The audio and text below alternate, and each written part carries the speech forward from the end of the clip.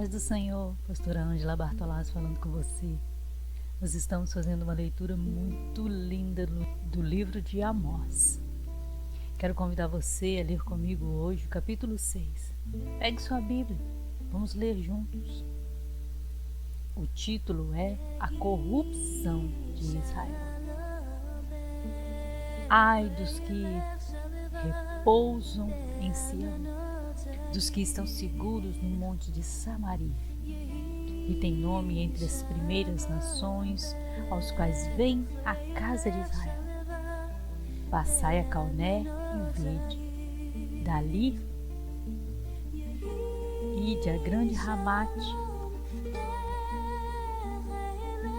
depois descei a Gate dos filisteus.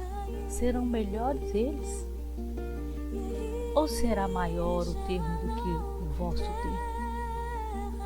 Vós que dilatais o dia mau e vos chegais ao lugar de violência, que dormis em camas de marfim e vos estendeis sobre os vossos leitos, comeis os cordeiros do rebanho e os bezerros do meio da manada, que cantais ao som do alaúde e inventai para vós instrumentos músicos como Davi, que bebeis vinhos em taças e vos ungis com mais excelente óleo, mas não vos afligis pela quebra do juízo.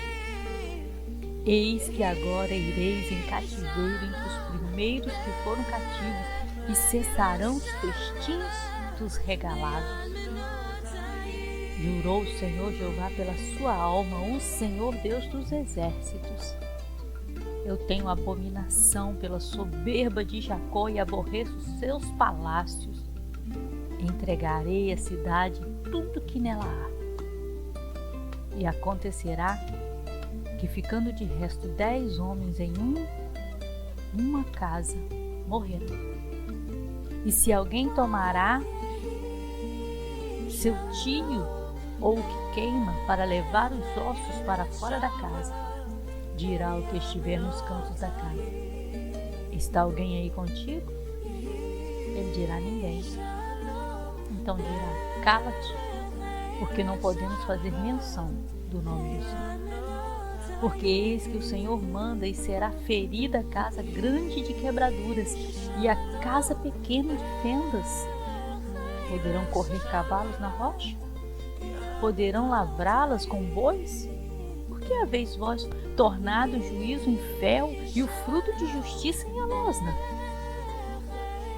Vós que vos alegrais de nada, vós que dizeis: não temos nós tornado poderosos por força na terra? Porque eis que eu levantarei sobre vós, ó casa de Israel, um povo, diz o Senhor dos exércitos, e oprimir-vos-á desde a entrada de Ramate até o ribeiro da planície. Glória a Deus. É uma palavra de advertência, correção, é uma advertência, porque não está fazendo o que é certo, está construindo casas grandes, dormindo em camas de marfim, fazendo grandes coisas, mas esquecendo do que é justo, esquecendo do que é para fazer. O certo, cuidar de quem necessita. E Deus abomina esse tipo de coisa. Deus abomina quando há em nossas mãos poder fazer o bem e não fazemos. Ele diz assim no verso 6: mas vós não vos afligis pela quebra de José. Quando vemos os nossos irmãos nossos, passando necessidade, sendo quebrantados, sendo humilhados, e nos alegramos ao invés de nos entristecer, ao invés de colocar os nossos corações ali como se fôssemos nós, nos afligir, nos entristecer porque os nossos irmãos foram feridos. Penso isso acerca dos nossos irmãos missionários, dos nossos irmãos que são perseguidos Os nossos irmãos missionários, nossos irmãos perseguidos, quantas vezes eles são largados? As igrejas enviam, mas não mantêm, e eles são abandonados em campo de missão. E não sabem como vão comer, não sabem como vão sustentar os filhos. Geralmente os missionários vão com sua esposa, com seus filhos, vão a família inteira para um país diferente, de fala diferente, costumes diferentes, e as igrejas enviam com promessas de que vai cuidar, mas na hora que precisa de cuidar, eles abandonam o missionário. E Deus abomina isso. Abandonar o irmão que tem a necessidade, principalmente que é a palavra nossa, que nós vamos cuidar e não cuidamos. Há tantos relatos de irmãos abandonados, há tanto relato de irmãos que foram enviados para o campo missionário, mas a comida foi acabando e o dinheiro não foi chegando.